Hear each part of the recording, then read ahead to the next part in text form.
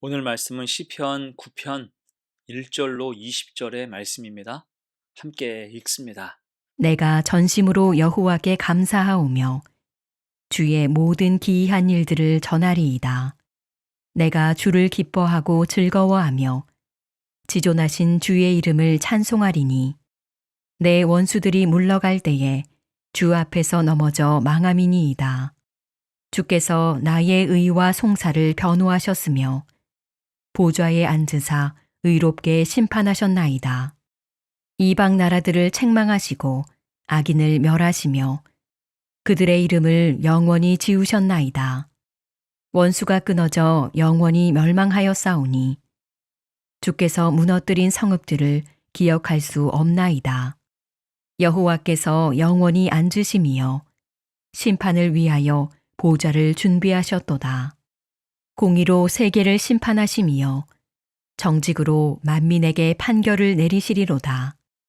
여호와는 압제를 당하는 자의 요새이시요 환난 때의 요새이시로다. 여호와여 주의 이름을 아는 자는 주를 의지하오리니 이는 주를 찾는 자들을 버리지 아니하심이니이다. 너희는 시온에 계신 여호와를 찬송하며 그의 행사를 백성 중에 선포할지어다. 피 흘림을 신문하시는 이가 그들을 기억하심이여 가난한 자의 부르짖음을 잊지 아니하시도다. 여호와여 내게 은혜를 베푸소서. 나를 사망의 문에서 일으키시는 주여 나를 미워하는 자에게서 받는 나의 고통을 보소서. 그리하시면 내가 주의 찬송을 다 전할 것이요 딸 시온의 문에서 주의 구원을 기뻐하리이다. 이방 나라들은 자기가 판 웅덩이에 빠짐이여 자기가 숨긴 그물에 자기 발이 걸렸도다. 여호와께서 자기를 알게 하사 심판을 행하셨음이여 악인은 자기가 손으로 행한 일에 스스로 얽혔도다. 히가yon 셀라.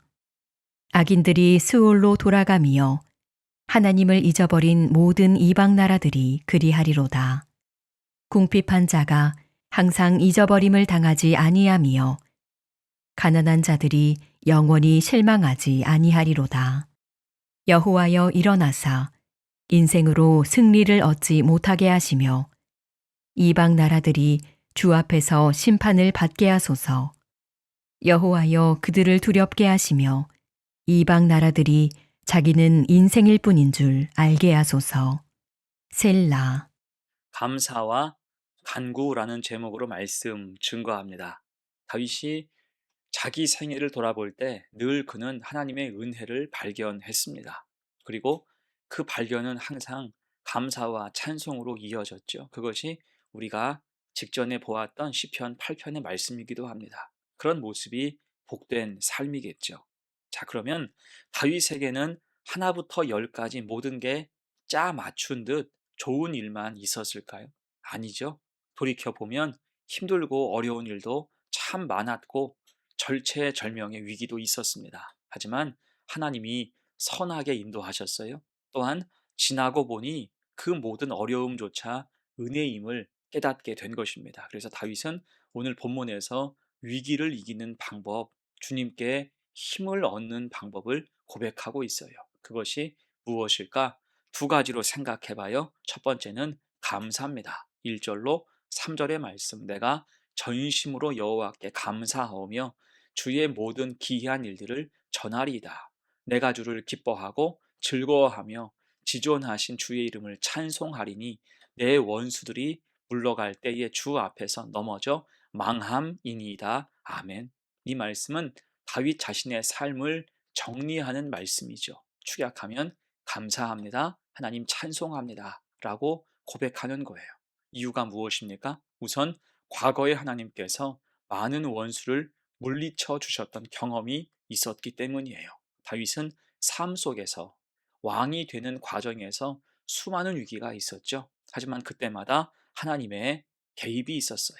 전적인 하나님의 도우심이 있었습니다. 그래서 1절 처음에서 내가 전심으로 여호와께 감사하오며 라고 고백합니다. 중요한 단어예요. 전심으로. 온 마음 다해서 감사하며 지존하신 주의 이름을 찬송하는 것입니다. 모든 영광을 하나님께 올려드리는 거예요. 자, 그런데 이렇게 감사할 때까지 무슨 일이 있었을까요?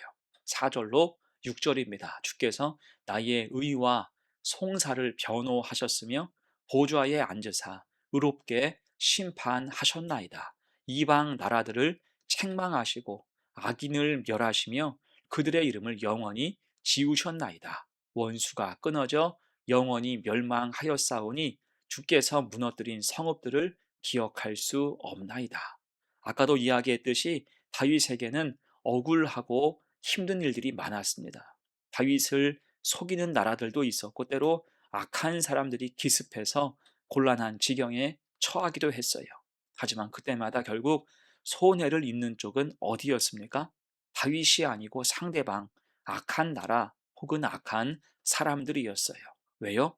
4절 말씀처럼 하나님께서 다윗의 의와 송사를 변호하셨고 의롭게 심판하셨기 때문입니다. 하나님이 다윗을 지키셔서 죄와 악대로 보응하시고 심판하셔서 그들의 이름을 지우셨기 때문이에요. 그래서 이제 다윗은 자신 있게 고백합니다. 7절로 10절 여호와께서 영원히 앉으심이여 심판을 위하여 보좌를 준비하셨도다.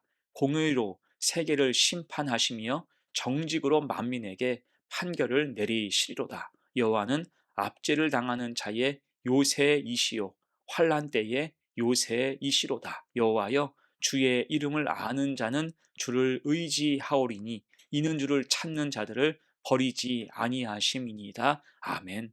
한마디로 하나님은 공의의 하나님이시라는 거예요. 하나님은 압제 당하는 자의 요새이시며 환난 때의 요새가 되신다는 거죠. 그렇게 다윗은 하나님이 도우신다, 하나님이 나와 함께 하시며 나를 지키신다, 절대적으로 신뢰했습니다. 히브리서 11장 6절은 말씀하죠. 믿음이 없이는 하나님을 기쁘시게 하지 못하나니 하나님께 나아가는 자는 반드시 그가 계신 것과 또한 그가 자기를 찾는 자들에게 상 주시는 이심을 믿어야 할지니라. 아멘. 한마디로 믿어야 할지니라.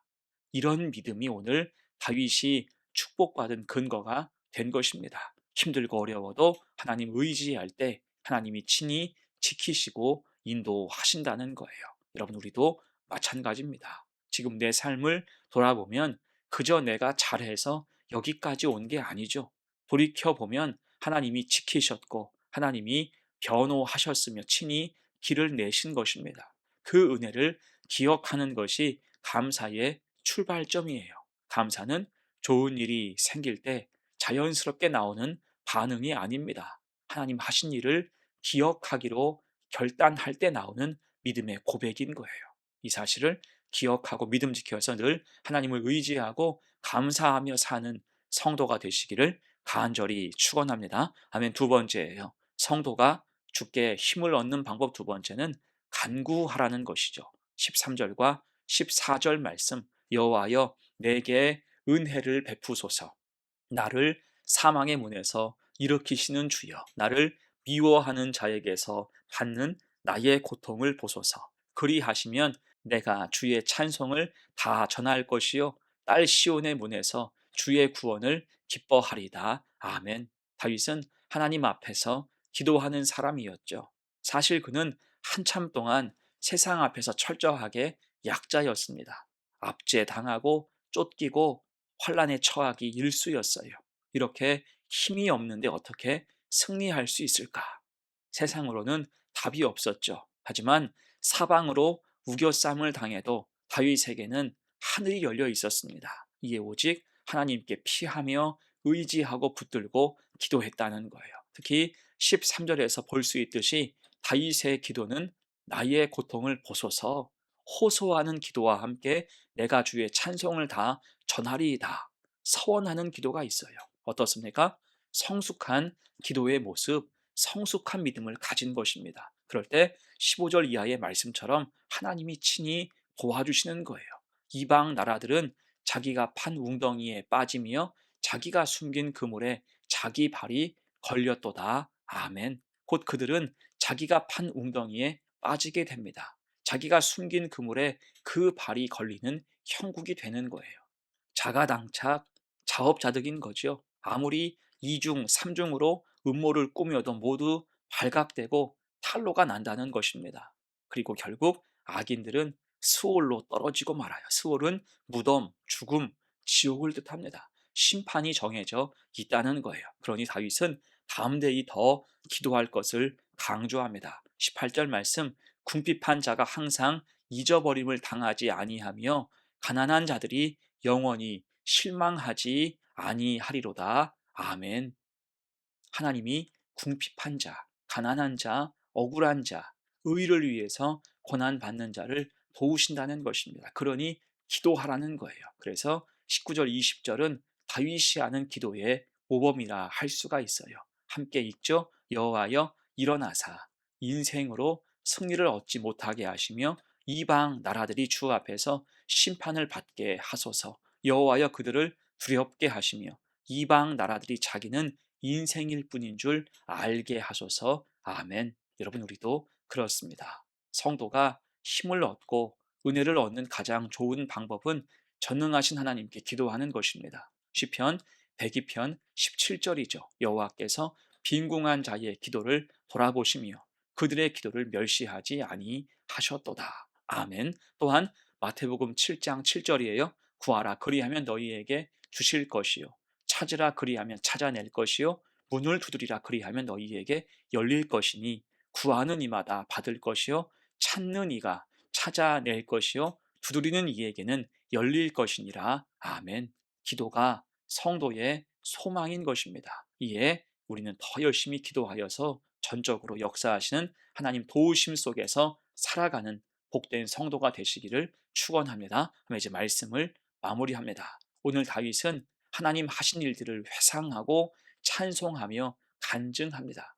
모든 게 하나님의 은혜, 하나님의 섭리와 역사라는 거예요. 그래서 여러분, 성도가 위기와 어려움 속에서 힘을 얻는 방법이 무엇입니까? 먼저는 감사하는 거예요. 다윗은 힘들수록 지금까지 지켜주신 하나님 은혜를 기억했습니다.